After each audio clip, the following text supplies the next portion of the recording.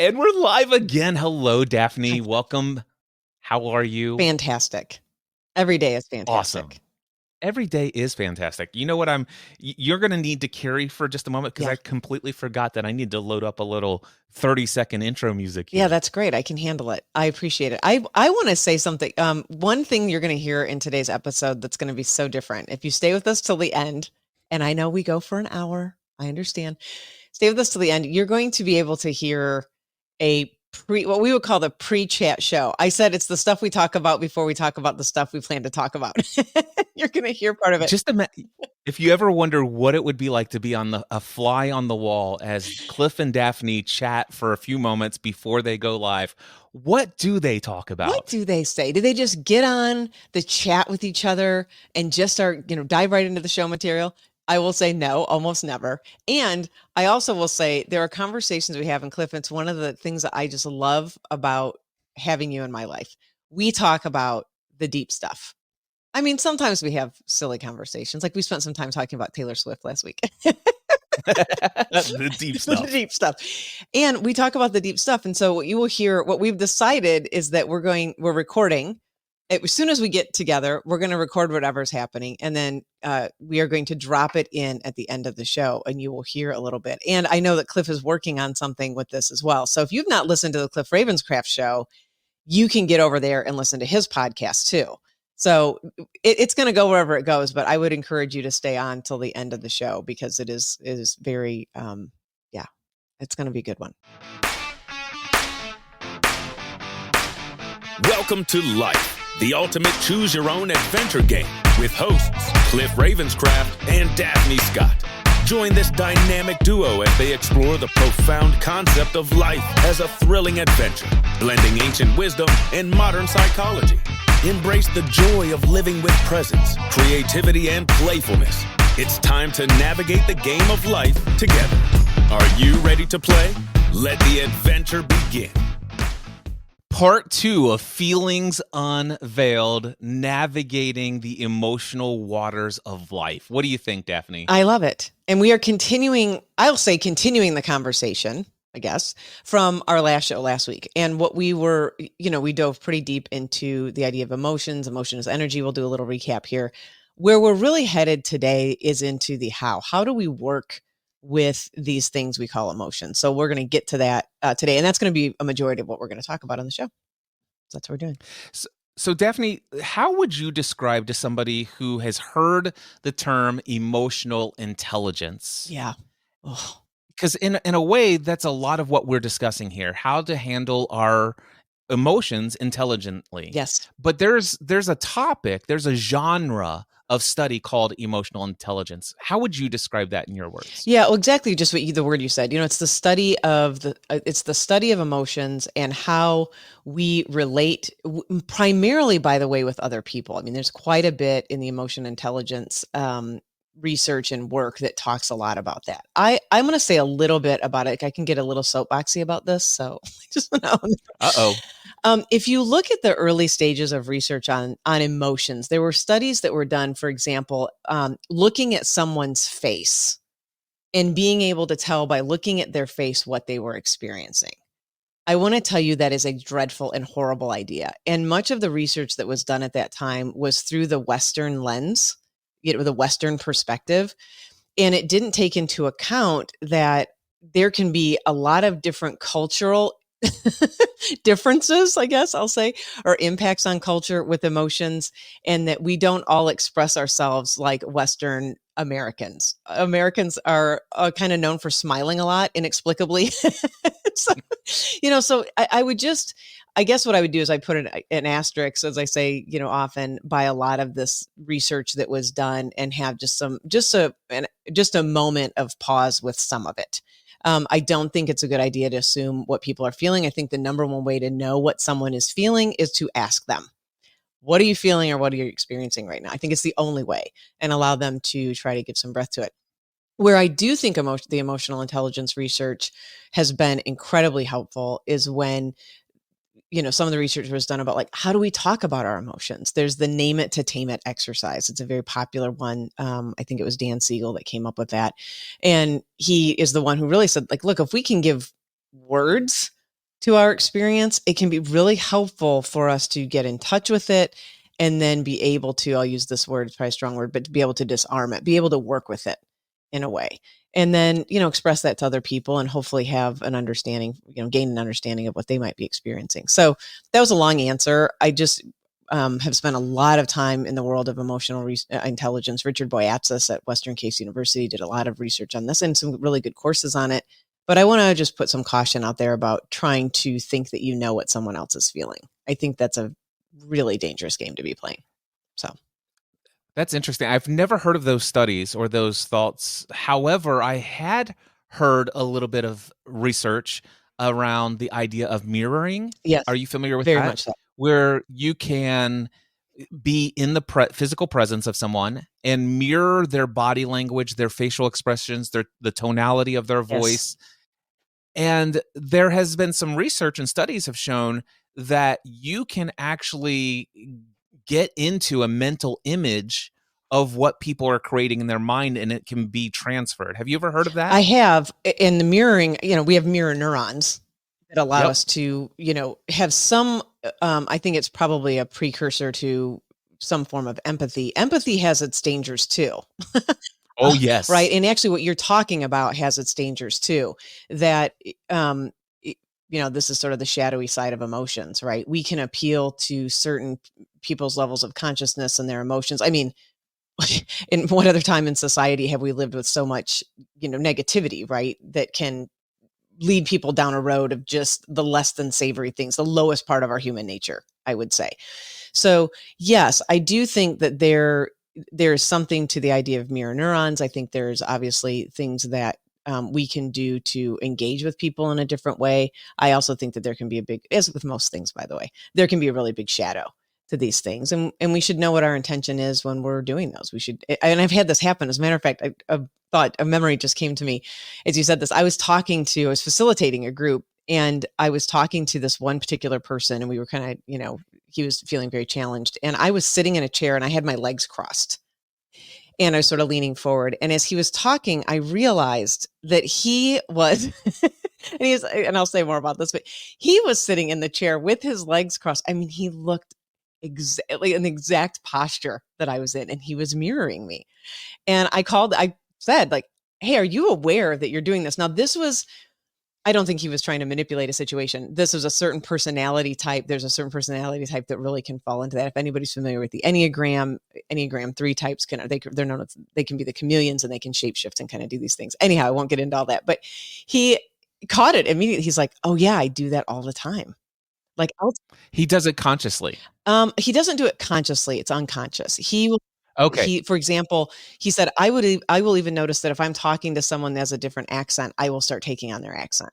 Mm-hmm. And I think so many people have had this experience. So there's probably some utility to it. I think it's just being aware of what the intentionality is behind it because there's a shadow. I mean, people can have their emotions manipulated for. Yeah, I have attended throughout my lifetime a lot of sales training seminars. Yes. And this is when I was first introduced to mirroring. Okay. And it was taught as, I'm going to say very strong words, as a manipulation technique. Yeah. Now they called it persuasion, but either way. But I will call it was downright manipulation. Yeah. I was taught how to use that method to manipulate the way somebody is perceiving the subject that we are talking about. Yeah. Now, here's what I will say is even today, I still know those techniques. Sure.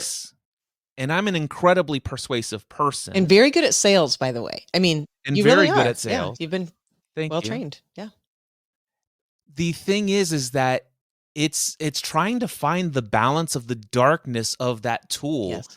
Because quite frankly, Daphne, there are many people who come to me and they say, Cliff, I want you to help me improve my emotions around a particular topic.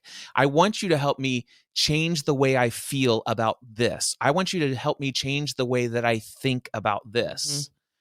Mm-hmm. And I'm like, well, can I have permission to use resources that will, in fact, change how you feel during our conversation today? And I said, if you'd like, I could tell you what those are one way or the other, but I just need permission. And so I get that permission from folks, and I have been able to change and manipulate that way of perceiving the subject at hand simply by mirroring, listening for exact words, using their own language in the exact way that they phrased it and the way they spoke it, calling back to it later.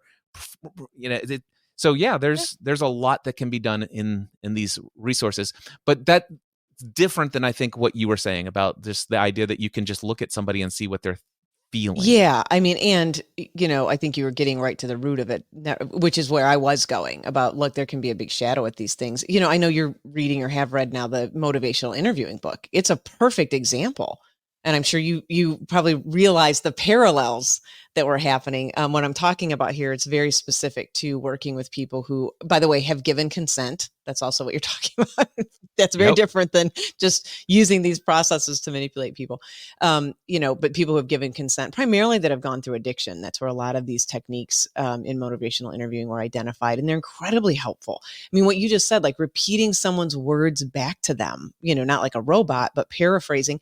Also, by the way, that's what's taught in being, a really good listener.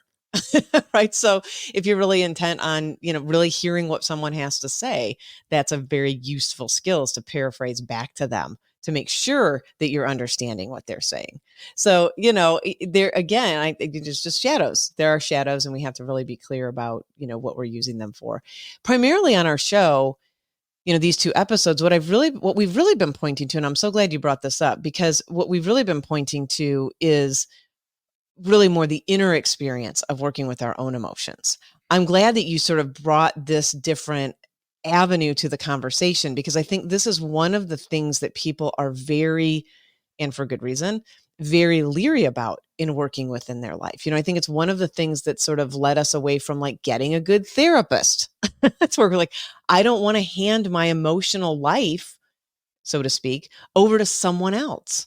And I think that, because I think people recognize there's a vulnerability there in many ways. I think it's one of the reasons people don't have more coaches in their life, and people to support them, because there is, I think we all recognize that inherent vulnerability that we can have around our emotional life. So I'm really glad that you brought this up. Very important. Yeah. And I'm looking forward to immediately transitioning into the inner work of emotions and how we can process them. But one thing that I want to add, I'm trying to learn, Daphne. I'm trying to catch my butts. That butt flew right on out there. You got to catch those butts.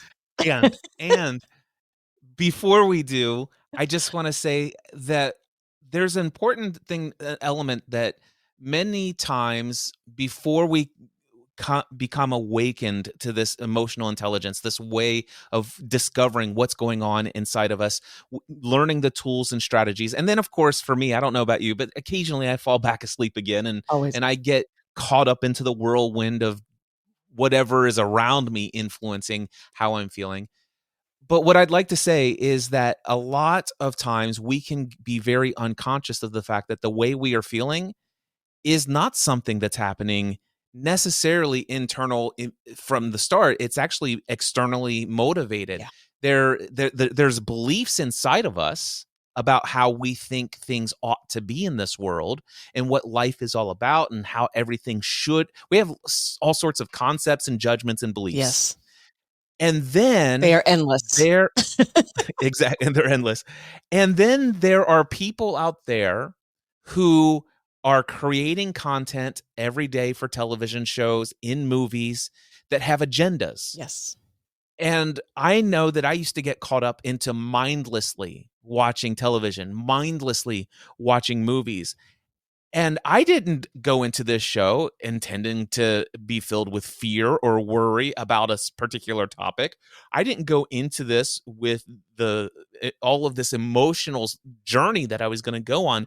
But they took me there based upon some triggers that they knew that are a part of the common zeitgeist of our belief system, our consciousness, the mass consciousness that we have.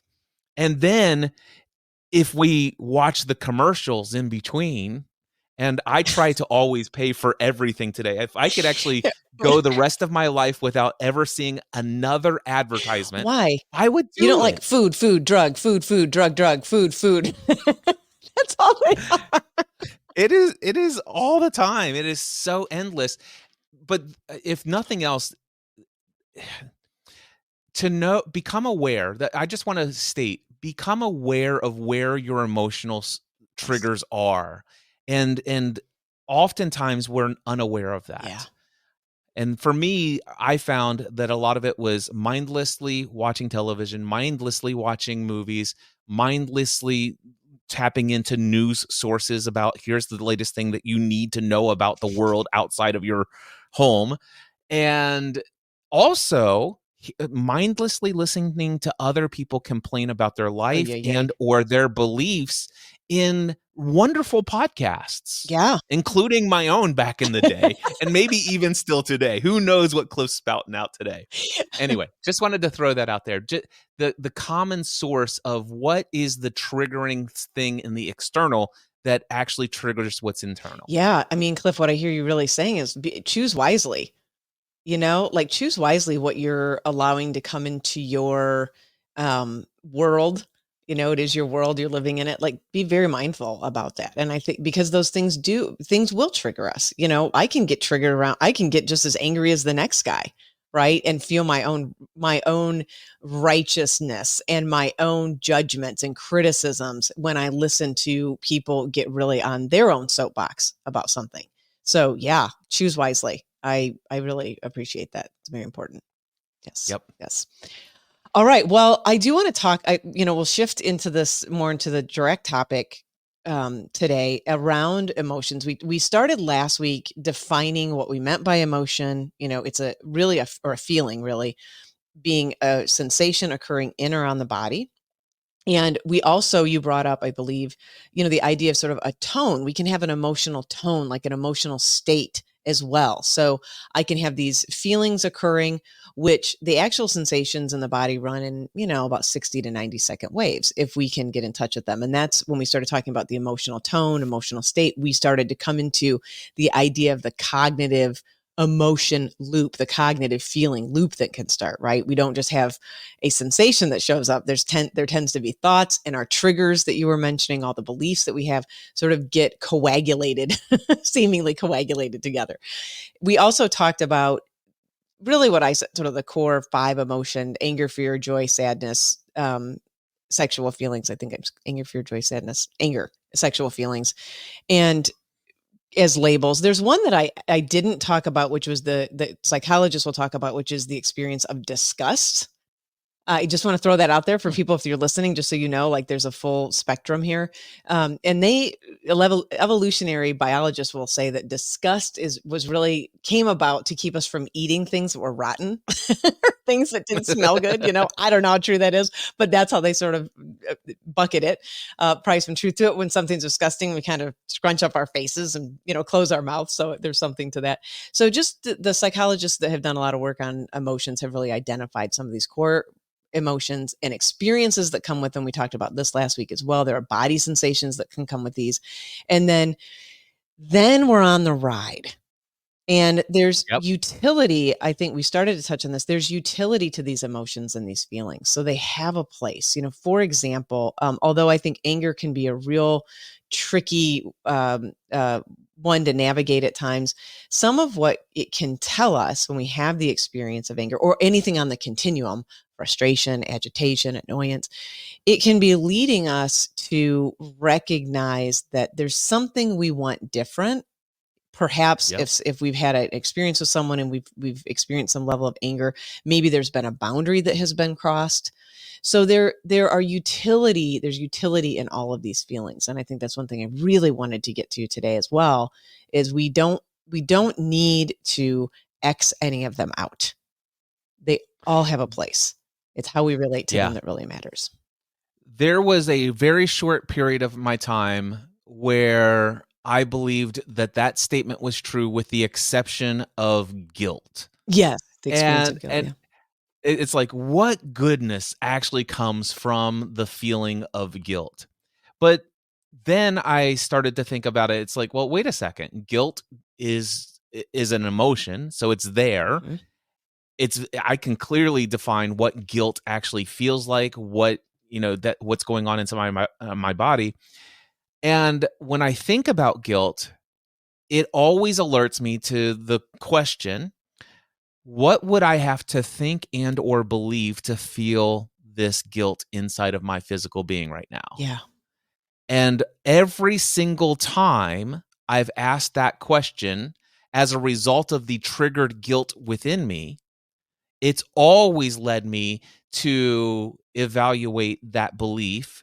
And then it sometimes makes me aware of other supporting beliefs, oftentimes breaking up with things that were not serving me. And as a result of that, I grew and had greater freedom to fully express my own authentic being in the world. Yeah. So, in some ways, the guilt was triggered because, wait a second, you're holding on to some belief that says you should be this way when you show up publicly, Mm. and you're not doing that. And so therefore, because you're not doing that, and you have this strong belief that you should live up to other people's expectations of how you do your life, Hmm. you're out of alignment with that. And so therefore, here comes some guilt chemicals through your bloodstream. Well, I want to give a little. I want to ask: is it guilt or shame? Because those are two very different things to me. Okay, so guilt and shame in my mind are very closely related, and so Mhm. maybe what I'm just describing is Yeah, shame, it but feels that way to me. still, there's sometimes it's like, no, I feel guilt for. I'll give you an Yeah, example from a long time yeah. ago. I should go to church if I am a good, godly person who is. If I'm a good person, then I must, number one, be a Christian. Number two, must believe these certain things, A lot of and number three, I must go to church. All of this stuff, and Okay, so let me at one let me make one distinction. So it wasn't what you were experiencing in that moment, and maybe it did feel like this to you. So again, this is, these are the distinctions. You hadn't done something to a person that created some level of, I'm going to use this word, a strong word, some level of harm in some way, or maybe hurt them in some way. well, that depends on what your belief Right. system Okay. is. So that's why I said there's. Because if your belief system is that you are an influential person and you've made a decision to do Mhm. something and be an example for others, and if that somehow encourages them, and if you happen to be wrong and everyone else who has taught you that you shouldn't do these things is right, and you're leading people astray, shouldn't you feel guilty for how you're influencing those people? Yeah. Okay. So it got taken this way of sort of a judgment or criticism, or the way this was constructed took on a whole nother life, as far Yes. as I can tell from what you're describing. Yeah. Whereas Yeah. guilt, my distinction between that is really guilt is, I think, can be a very healthy, we can relate to it in a very healthy way if it's, looking at sort of maybe we've done something, that's been harmful to another person, versus someone else's beliefs or ideas are being used to manipulate our behavior in some way, and shame is a really good way to do that. I mean, I'm gay, and there's no one I can completely relate to the level of shame that a person can feel, right? For life showing up as it does, and people telling you, well, you shouldn't be that way, which I'm so blessed that I've had very, very limited experiences with that in my life. But, you shouldn't be that way. And in your case, it was, you should be going to church, right? Yeah, Or and whatever. I mean, my if you we were to go back 15 years ago, you should never openly participate and partner with somebody who is gay in a podcast because you're condoning their lifestyle and leading more people astray. Right. So, yeah. And because you were doing XYZ, then you felt the guilt, and I imagine a lot of shame. Yeah. Yeah, guilt and a lot of shame and a significant amount of guilt. And when I think about those things, I'm like, wow, I'm glad I felt the guilt. Yeah. I'm glad I felt the shame. And then I asked myself, what am I thinking? What am I believing? Well, gosh, these are the reasons. I've heard all of these things. And then I had to ask myself, going back to what we Yeah. talked about many episodes, the work, is that true? Yeah. Yeah. And I'm like, well, I believed it was true. And I'm like, well, why did I believe it was true? And eventually I got to the place where I was like, well, wait a second. If I really don't believe that that's true, Hmm. and if I really am interested in living what I call a Christian life, what would Jesus do in this scenario? And in every situation, in every circumstance, I think he would do a podcast with Daphne. He'd flip over a table. It's like the only story I really know. Maybe one or two other stories. Yeah, you would. And I think the other distinction that's so like guilt to me lives as I did a behavior, an isolated thing, made someone feel bad or whatever. They had a reaction to that. Versus shame is like I'm fundamentally flawed in some way. Like everything Yeah. about my being is wrong. And that's how I would feel when I felt judged for, who I was on the planet as this person who, is gay. And like my whole being is wrong. And to me, that's very different than, okay, I said something that maybe was less than helpful to another person and they expressed to me that they felt hurt by that. Or I lied and did something that I shouldn't have, sort of the experiences of life where the behavior, the act that I took was not helpful, right? Not very skillful. So those are the distinctions, but it sounds like it was all one thing for you to some degree. Yeah, the shame and guilt seemed very closely tied because which makes sense to me. They were like sisters. Yeah. They're like they came in pairs. Yes.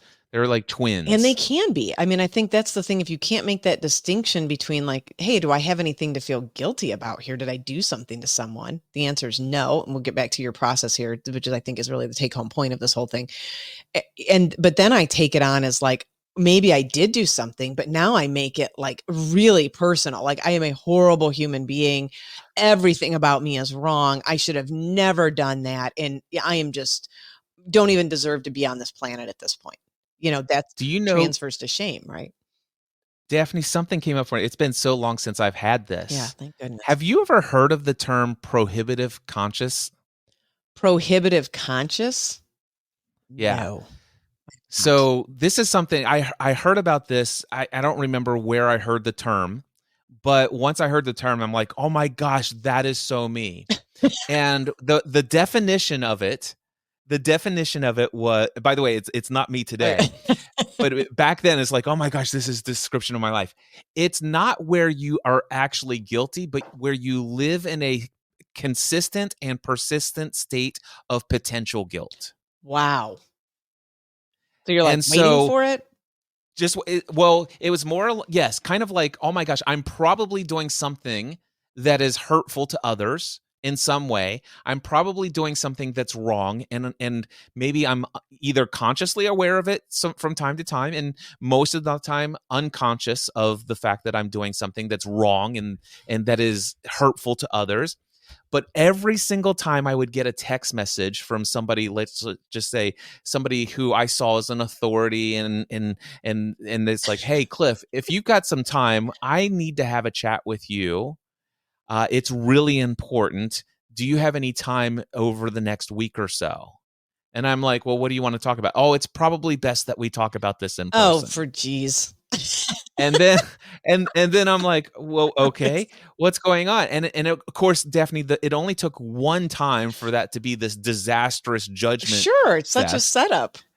And then from that point forward, every time I would get a text message, it's like, hey, Cliff, do you have time for a chat today? No. And I'm like, oh gosh, what did I do wrong? Seriously. Yeah. It's like just tell me now. And of course I would, and it would never fail that I would actually have this, and I would have great anxiety and worry and fear about what all this is going to, and of course I was all ego driven at the time anyway.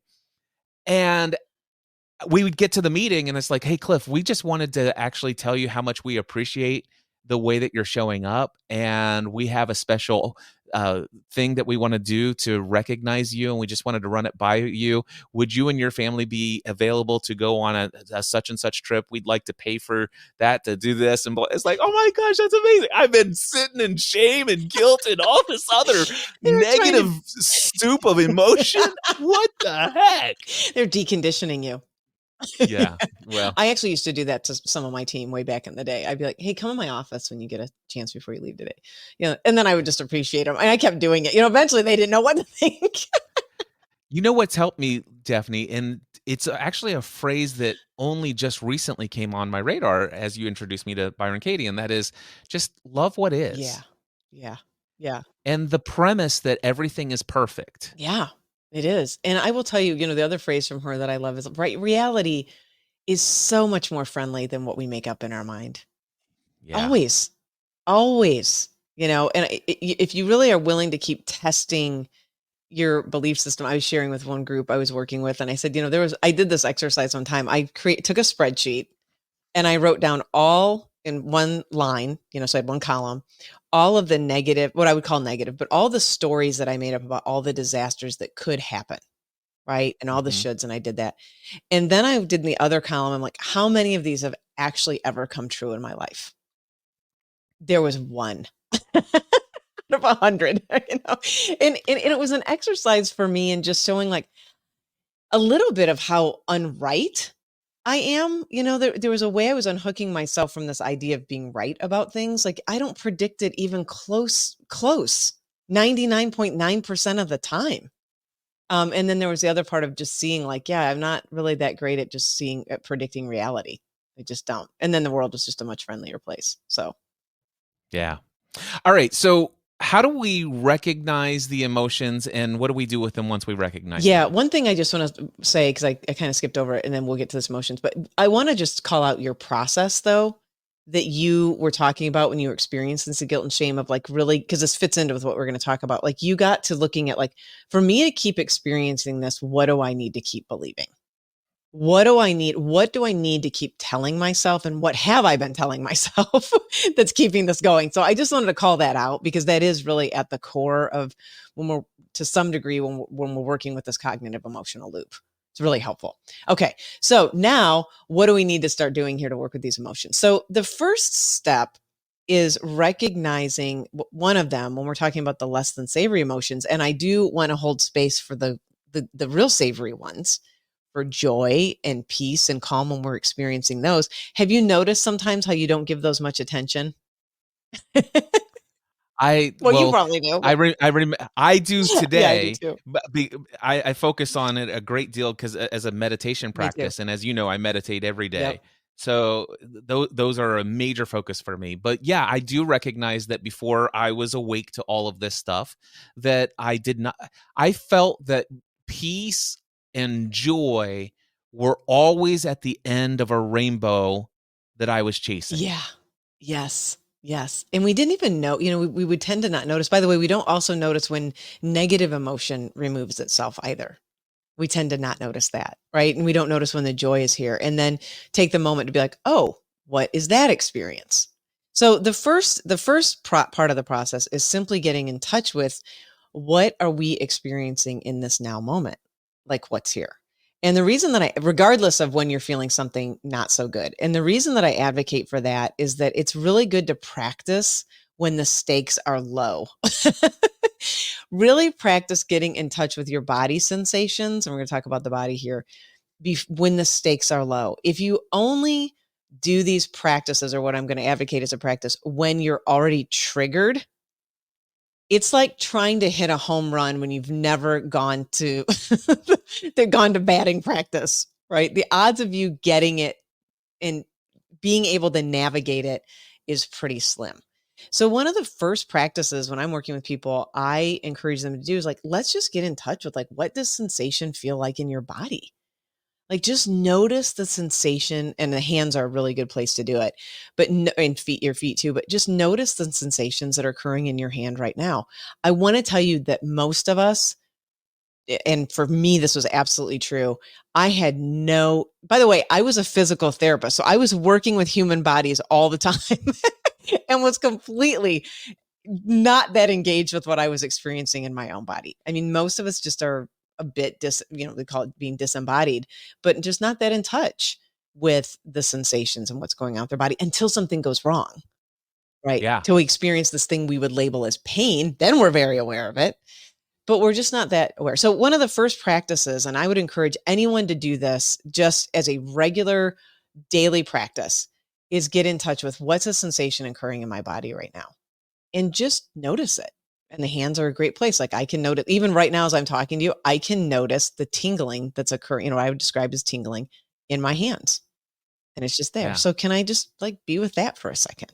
The breath is a really good thing to get in touch with. Like what does breathing feel like coming in and out of my body? And people can relate or can get in touch with that in different places in the body. If you meditate, and so do I, but you can just feel the breath coming in and out of your chest and your belly, what the rising and falling of that feels like, or around your nose. You can sometimes feel the breath coming in and out of your nose. So just getting in touch with sensation in the body is a really good first place to start.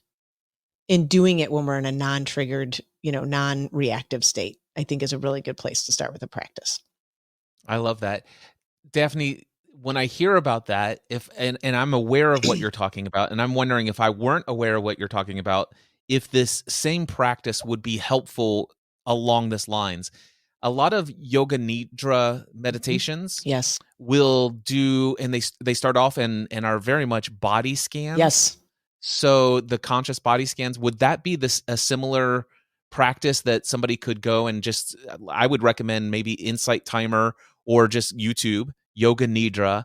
And most of these that I've discovered so far of Yoga Nidra anyway, almost always start with a body scan. That's correct. And so it literally has you put your consciousness in the various different places inside of your body so you can feel that the sensation of your energy in that particular place of the body. Yes. Is that similar? Would that be a practice that would be helpful? 100%. And interesting enough, I don't know why I didn't remember this until you just said it. But if you get on Insight Timer, I'm on there and I do a body scan meditation. There you go. I don't even remember that. I put them on there. And there's one on my website too, in my book, it's kind of all connected. But you can get on Insight Timer, put my name in there, and you'll see the body scan meditation. That's exactly what it is. Now, that may feel long for people. I forget how many minutes it is, but just start there. That's exactly what it is. And you start at the top of your head, and you're simply just paying attention to the sensations. That approach was used by S.N. Goenka, who was a very popular meditation. He has meditation centers all over the world now, but very popular meditation teacher. And it was really from the I want to say Burmese, but I might be getting that wrong. But it was a form of meditative practice as well. And then you see it show up in Yoga Nidra. By the way, great way to fall asleep. Yes. So, if you want to use that at night for those who have trouble falling asleep or you wake up in the middle of the night, you can't get back to sleep. It's a fantastic practice, and it will help you get in touch with what are the sensations occurring in my body, typically in a non-threatened, non-reactive state. It's a beautiful practice. So yes. And I recommend starting there. Now, wonderful. Let's talk about when we're triggered by something and things just aren't going the way that we think they should. We should just immediately reject all negative emotions. We should pretend that they don't exist. We should label them as negative. We should immediately run for the hills and try to do something instantly. A trip to the refrigerator often helps. It's the best. You and I both subscribe to that process. I don't know about you, but I'm a huge stress eater, and I can. Oh my gosh. I can do it better than anybody. Yeah, I mean, Daphne, I'm going to admit I'm not a stress. I don't identify as a stress eater. But I have a history of stress eating, and I can get back into it at will at any time. Yeah. And I'm going to admit something to you. Okay. There was something that happened not too long ago, and I literally had the thought, I should probably sit down and do meditation. I don't have enough time for that. I'll just go grab a quick snack. And Like, what? Where did that come from? Because you just want to feel better. By the way, Yeah, it's like, oh. yes, like let's not dismiss like what I mean, this is the common humanity. We all want to feel good. Yep. No one wants to feel bad typically. We want to feel good. So yeah, of course you like sit for 20 minutes and deal with this, or can I just go get a beef stick or something? Some Yep. ice cream, anything? Oh, it's I'm like, where did that come That's great from? that you saw that. Well, and the thing is I do know for a fact that it would give me the state change that I Yeah, desire. sure. But what I am also quite aware of is that it's not a Yeah, fix in any way, shape, or form, and that whatever caused that emotion still needs to be dealt of with. course. Because it is in my mind, um, it's a check engine light. Yeah. There's something that's out of alignment, something that's not going on according to manufacturer specs, Yes. aka the universe, God, whatever. And it's like, this isn't the way that I'm designed to be, and something within my body's telling me that. Right now, I'm going to have to drive a little bit longer with the check engine light on. We'll deal with it down the road. Which is also really healthy, that like you didn't I assume you didn't go get the snack, and if you did, great. But No, I did. I did. yeah, It's like I not only I'm consciously aware. yeah, I'm awake. I know for a fact I have an emotional state that it was just triggered. I know what triggered it. yeah, And I know that I could sit down in meditation for the next 5 to 10 minutes, but man, today I'm really stacked up and back to back, and this just happened right before I'm. And you know what? I know what will solve this, at least right now, to make me feel yeah. good, is a good sugary snack. And so I went upstairs and got myself a good sugary snack I love it. and another little jolt of caffeine, and I'm like, Yeah, okay, I'm ready. yeah, And but I will say I'm aware of it. yes. I recognize that there are consequences to dealing with situations in that way. Mhm. I also recognize that this is not my habitual pattern all the time anymore. And I also understand that at some point in the day or the day throughout the day or in the week ahead, if I don't deal with this, it's going to continually come Yeah. up. Or the next time it's going to be like the Jack in the Box. I just stuffed it down and light. I'm gonna every minute I go through life, I'm just going to do do do do do do do do. It just reminded me of the scene from Elf when they make him work with the Jack in the Boxes. They just like my Yes, favorite. Yeah. Yeah. I mean, and great point. That, the quote that I've heard over and over again is that which we resist will persist. And so yes, when we have, again, if we come back to feeling and emotion as energy, which it is, in my experience and how people would define it, in my experience, it's true. When we stuff and we try to sort of just put that energy and ignore it and stuff it back wherever we think we're stuffing it, it will find its way out. And it does it in different ways, right? We hold on to yes, the energy, our bodies start to feel that, our bodies start to take that on. This is the chronic stress levels that start to rise over time. And then we are searching for ways to deal with that. So some people it's food, it can be alcohol, it can be it can be exercise, by the way. I know people who exercise from a place of unconsciousness. Right? They run themselves into the ground literally. You watched me do that at a certain point in my life. I think you're like, you seem to be running a lot all of a sudden. mhm. Right? And so on its I was aware of it because I had become aware of it in my own life. I was a little bit of addicted with my 1 to 3 hours in the gym on the Stairmaster. a little bit addicted for 3 hours. So, it can seem healthy, right? Again, these are sort of the shadows of all this stuff. So, but, and so if I look back and what was I not wanting to really face into, some of it was my own fear about how I had become so unhealthy. So there was that. I wasn't relating to the fear well. And I thought, well, if I go this direction, that seemed like a better choice. Cut to stress fracture. So, getting to some of these things, anyway, getting to being with the sensation as it's arising and being able to sit with it. Now I say sit with it. So let me be really clear what I mean. It doesn't mean to sit and be miserable. And I like to use the word titration. We want to titrate a little bit. We want to be gentle with ourselves. We want to sort of say like, wow, I'm noticing, if we can get to it, there's a lot of heat in my face and I am experiencing a moment of anger. right? And so we can name it. That's the name it to tame it. Or I'm noticing, I feel a little frustrated. I came in to the house Saturday. I had been playing my music, practicing my drums. I had an assignment that was due. I was very compressed for time this weekend, it felt like to me. And the clock is a thing. And I came into the house, and when I just turned my phone on silent because I'm in the studio and I don't want to have text messages. And when I unsilenced my phone, there were 40 text messages. And I noticed myself just immediately, I felt this trigger. Like, oh my, and here it came, like, oh my gosh, like, what are all these text messages? Like, what is going on? Like, what am I missing?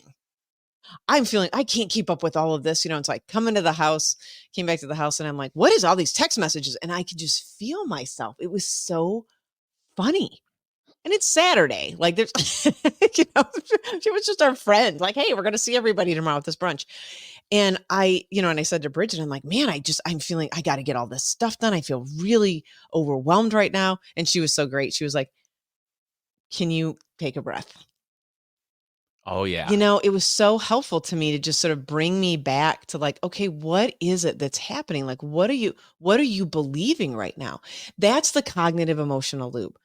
And so I take this breath and I just got in touch with like, what was I feeling in my body? And I felt it was mostly in my stomach. And I'm like, oh, what is this fear? Like, what is that? To me, that's where fear shows up quite a bit. And I'm like, what is that? And I recognize sort of the moment of the belief that I was having around not just missing out on something, but that I'm not going to keep up. And that was really familiar to me. So this is the other part of this. And you were pointing that direction earlier too. That is an old pattern, an old belief about myself that I had, like, I'm not going to keep up. In some way, I'm not keeping up. I would also put the word in there, measuring up. And so I just, I could get in touch with like, okay, here's the sensation in my body. Can I be with that? By the way, this all took about 1.5 minutes to 2 minutes.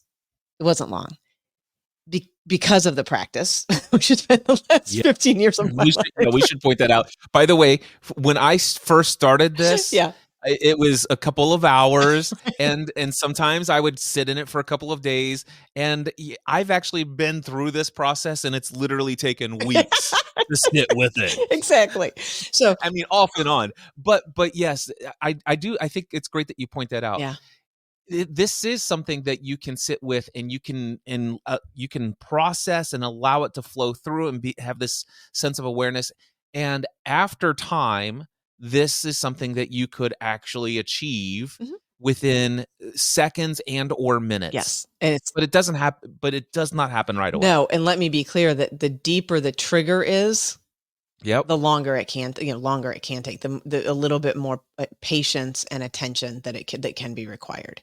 So, well, in just a hint again, a little teaser for the end, our pre-show conversation was one such situation for me. Yes, so good. Something I've been dealing with for quite some time, even though I've had the tools to deal with this. Yeah. It's just I've applied those tools in other areas and not in one real particular. Yeah, exactly.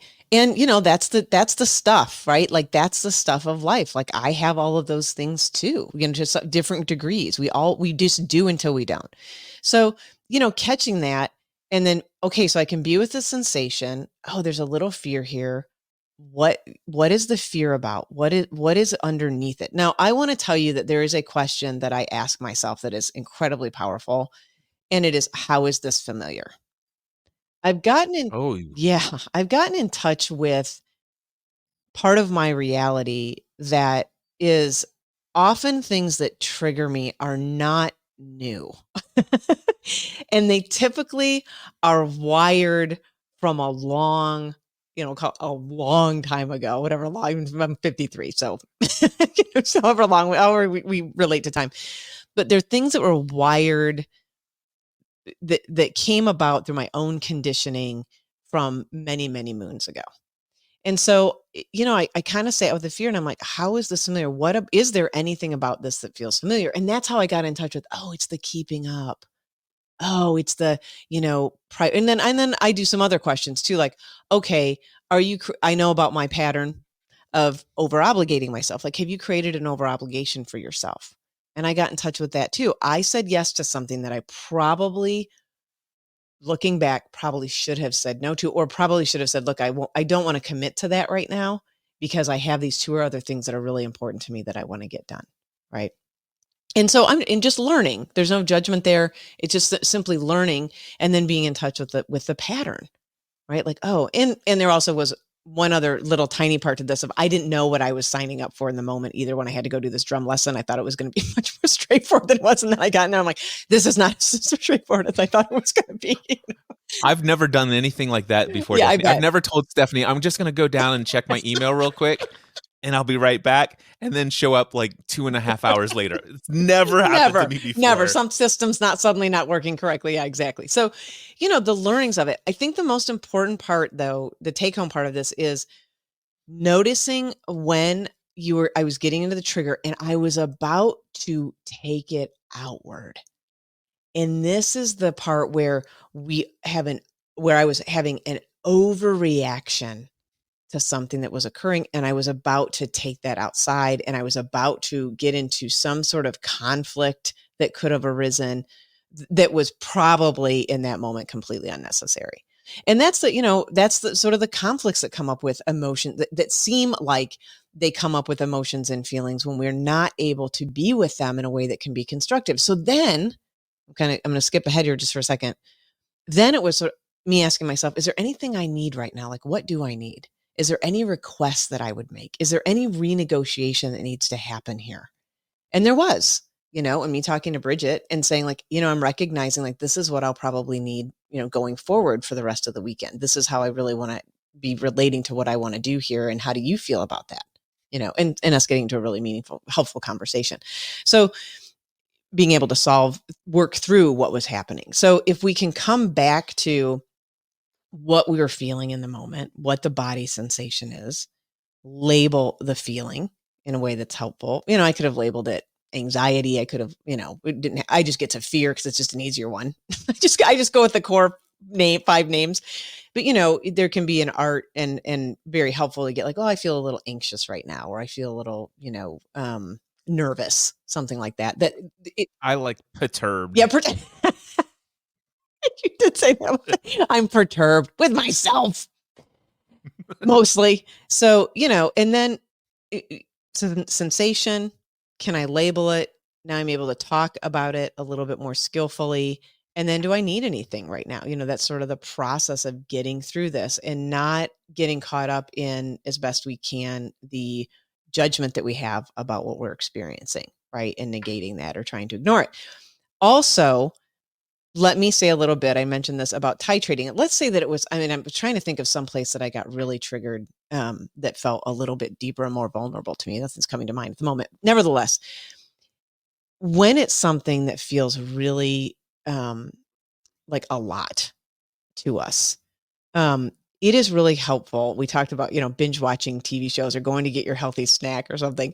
What I want to say is that when we can get in touch with it, sometimes it is helpful to do what I call an intentional distraction instead of trying to, quote, figure it out, which doesn't work, by the way.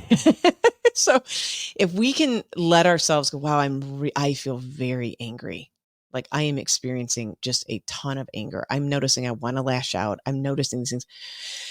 Let me just go do something to get my mind off this for a minute. I think that is a very helpful maneuver.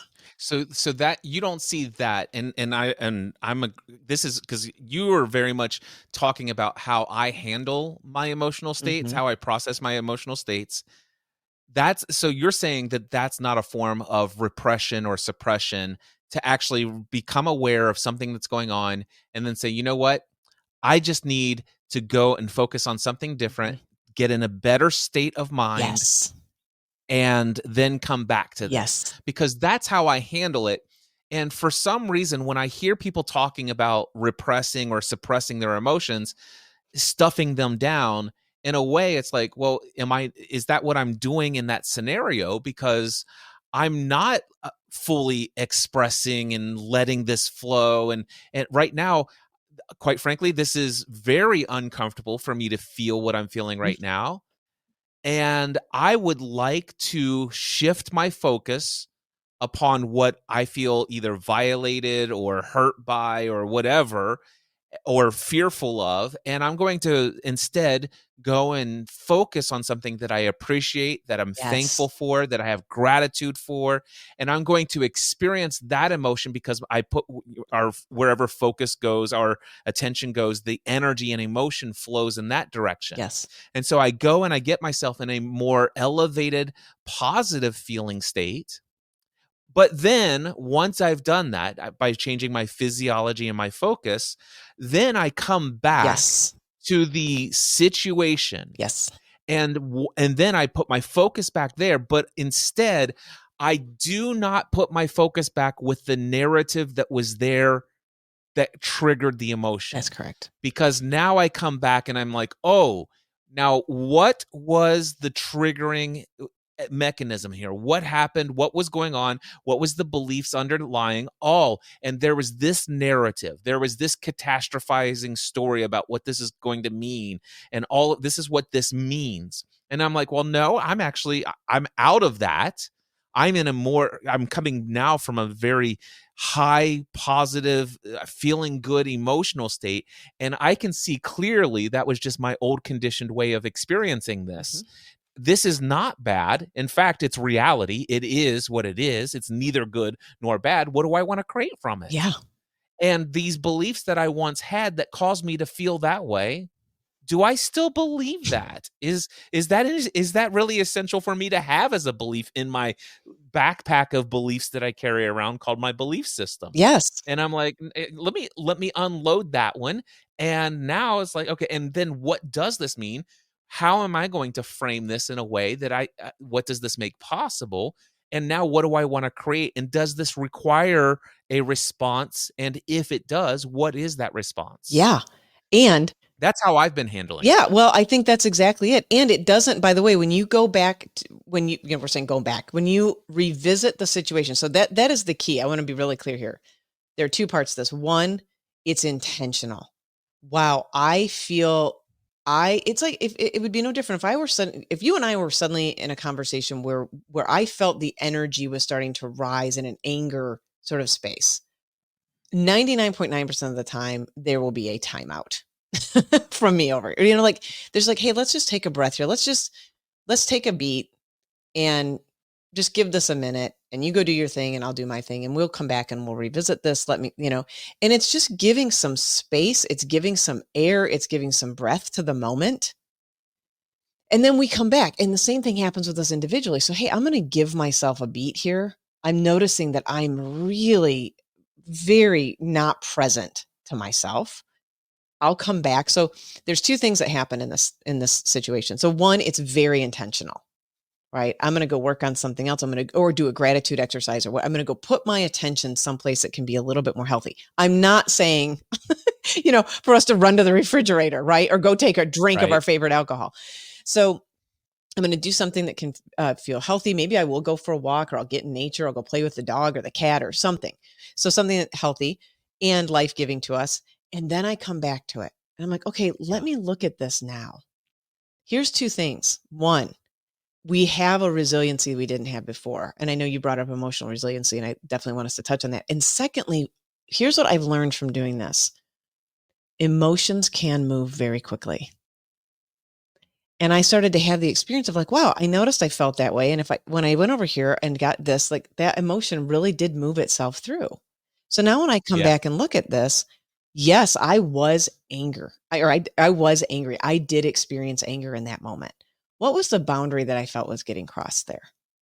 Right? And to your point, like, do I need to make a different request? Do I need to even address this now?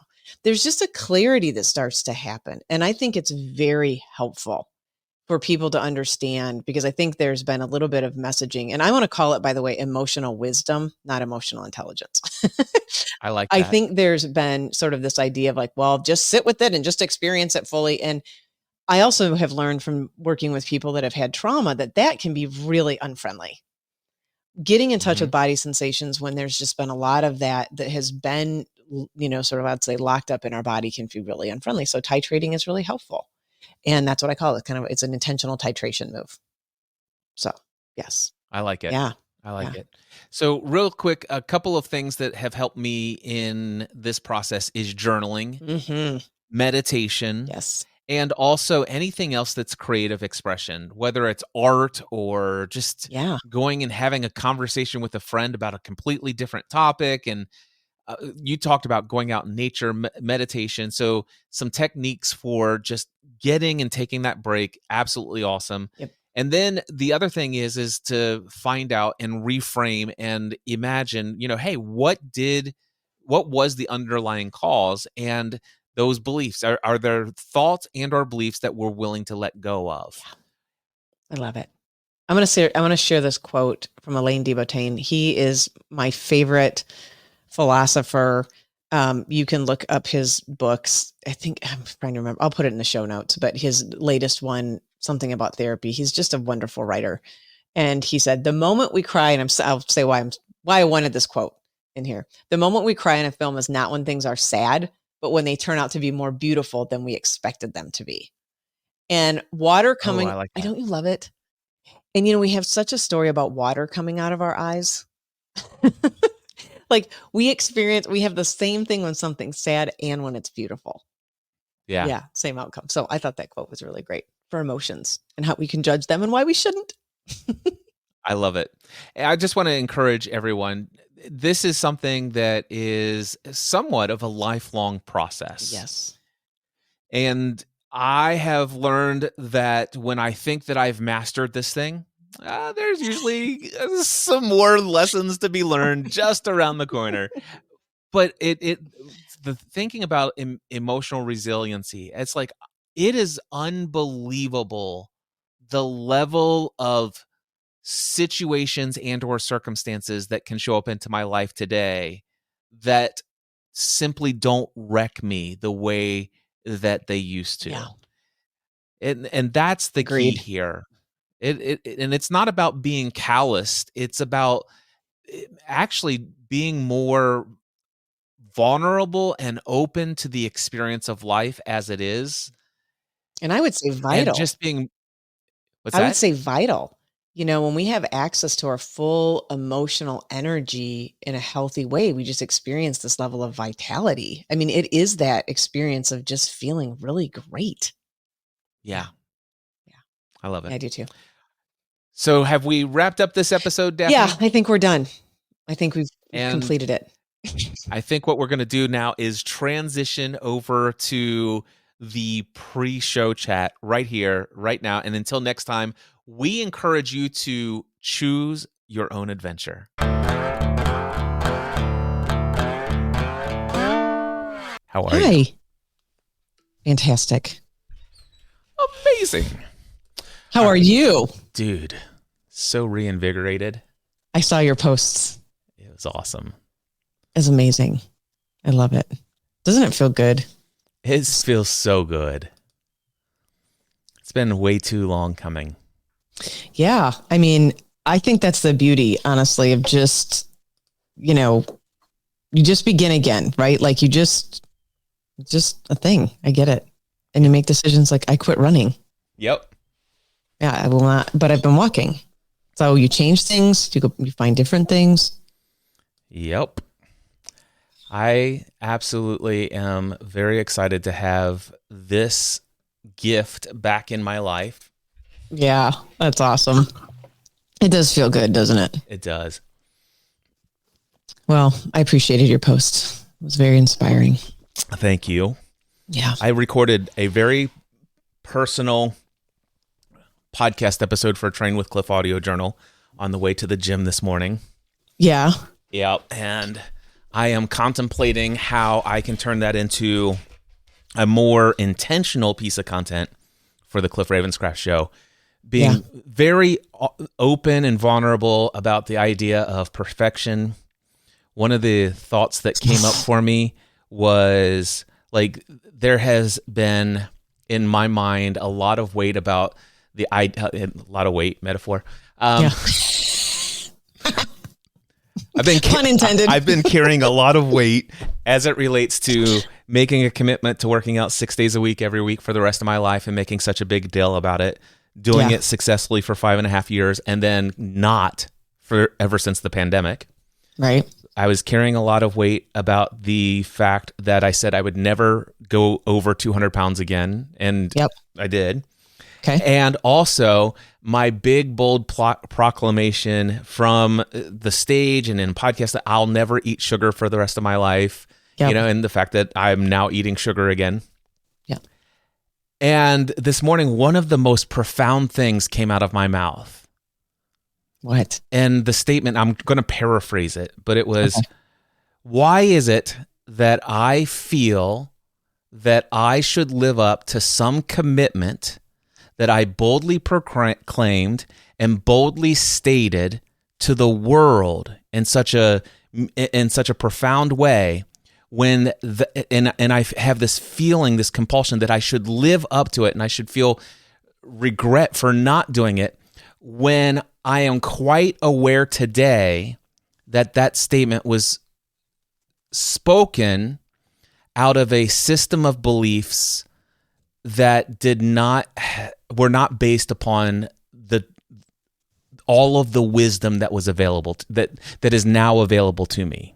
Mm-hmm. And so it's like, if I could go back, would I say those things again and all this other stuff? And it's like, hey, if anybody asks, have a conversation. I've had people, Daphne, say, Cliff, I'd love to talk to you about living sugar-free. I'm like, great, as long as you understand that I'm no longer sugar-free. I love it. I can tell you all about it. Yeah. And people say, Cliff, I'd love to have you help me learn how to work out every day and lose over 100 pounds. Great. As long as you understand that for the last several years, I've not worked out very much at all, and I've gained a lot of weight back. Yeah. And you also did do it. I know I did. Yeah. You also, it is true. I love it. And I think, I don't know if we bucket in perfection, the idea of commitment. I just have learned a lot. Like, I think it is absolutely more of a conversation about recommitment, because for what, for all the reasons you just stated, it's like, I don't know, I know you probably have some sense of what your intent was when you were making those proclamations, outward. And I think, I don't know. I do. It was a lot of it was very much ego driven. And there was a belief, that I will be credible in the eyes of others if I can do something bold that most people would never be able to do. And I will succeed at it where most people fail. And that will give me the confidence to show up confidently and boldly proclaim that I can also help you. And it's like, to see how much of that was so ego driven now. So and I wasn't aware then. I wasn't awake yet at the time. Who hasn't done that, and who doesn't do that? I think it's sort of, I would put it in the same bucket as a form of egoic addiction. Yeah. Right? Like, I can see it in my own life. Like, I'm going to get this certification. I'm going to get this degree. I can see it ever. I'm going to get this promotion. I'm going to have another title. I think it's what drives everyone's this sort of, you and I've talked about this enough, like this addiction that people have to work. It's not really to work. It's that you can drive your ego so hard in that environment, in that context, by getting the next accolade, the next pat on the back, that, it's just another version of outsourcing our worth at the end of the day. Right. Absolutely. So oh man, how powerful is that? And what I love about it, Daphne, is I wish we were recording this right now. By the way. I am. I have the audio recording, so I could use that somewhere. Yeah. Actually, if you want, let me just put a little marker here. Yeah. So what I can do during this episode, we can at the end allude to the fact that we had a pre-conversation, I think that a pre-podcast episode chat, and then I can just drop this in. That would be awesome. Awesome. Because some of the stuff that we do just spontaneously, I'm like, oh man, I wish we would have captured that. I know. But that egoic part, the striving, the outsourcing of our worth, all of that. And by the way, I imagine, and this is what I'd be really curious to hear you talk about, I would imagine now with this new, way of seeing that and new way of being with that, like now you're I would call it your motivation, is completely different. Yes. Right? Like, and that's the sustainable part of it. Yeah. That's where it becomes sustainable, I think. Yeah. Yeah. So that's so good. well, there you go. I'm gonna put a little thing right here.